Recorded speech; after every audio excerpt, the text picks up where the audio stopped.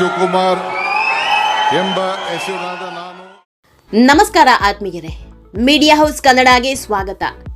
4-5 ದಿನದ ಸರ್ಕಸ್ ಪಟ್ಟಕ್ಕೇರ್ಲೇಬೇಕು ಅನ್ನೋ ಹುಮ್ಮಸ್ಸು, ಮೊದಲ ಪಟ್ಟಿಯಲ್ಲೇ ಹೆಸರು ಇರಬೇಕು ಅನ್ನೋ ಹಠ, ಇದರ ಪ್ರತಿಫಲ ಸಿಕ್ಕಿದ್ದು 13 ಮಂದಿಗೆ ಮಾತ್ರ.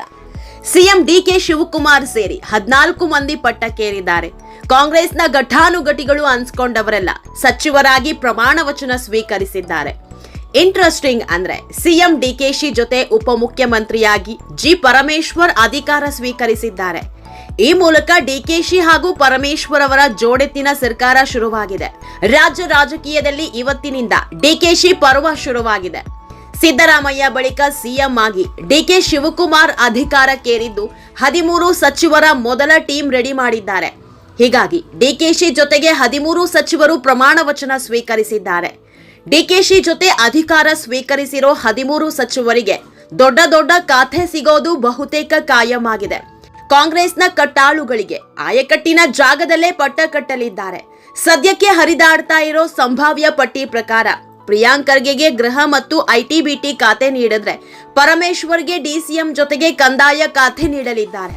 ಹಾಗೆ ಯತೀಂದ್ರಗೆ ನಗರಾಭಿವೃದ್ಧಿ, ಹಿಂದುಳಿದ ವರ್ಗ, ಯುಟಿ ಖಾದರ್ಗೆ ಆರೋಗ್ಯ ಖಾತೆ, ಸತೀಶ್ ಜಾರಕಿಹೊಳಿಗೆ ಲೋಕೋಪಯೋಗಿ, ಕೃಷ್ಣೇ ಬೈರೇಗೌಡಗೆ ಜಿಬಿಎ, ಕೆಜೆ ಜಾರ್ಜ್ಗೆ ಇಂಧನ, ಎಂಬಿ ಪಾಟೀಲ್ಗೆ ಬೃಹತ್ ಮತ್ತು ಮಧ್ಯಮ ಕೈಗಾರಿಕೆ, ಮುನಿಯಪ್ಪಗೆ ಆಹಾರ ಮತ್ತು ನಾಗರಿಕ ಸರಬರಾಜು, ಶರಣ ಪ್ರಕಾಶ್ ಪಾಟೀಲ್ಗೆ ವೈದ್ಯಕೀಯ ಖಾತೆ, ರಾಮಲಿಂಗಾರೆಡ್ಡಿಗೆ ಸಾರಿಗೆ ಹಾಗೂ ಈಶ್ವರ ಖಂಡ್ರೆಗೆ ಅರಣ್ಯ ಇಲಾಖೆ ಖಾತೆ ನೀಡುವ ಸಾಧ್ಯತೆ ಇದೆ.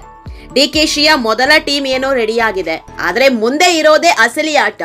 ಸಂಪುಟ ವಿಸ್ತರಣೆ ವೇಳೆ ತಮಗೂ ಸ್ಥಾನ ಸಿಗಬೇಕು ಅಂತ ಘಟಾನುಘಟಿಗಳು ಅಖಾಡಕ್ಕಿಳಿದಿದ್ದಾರೆ.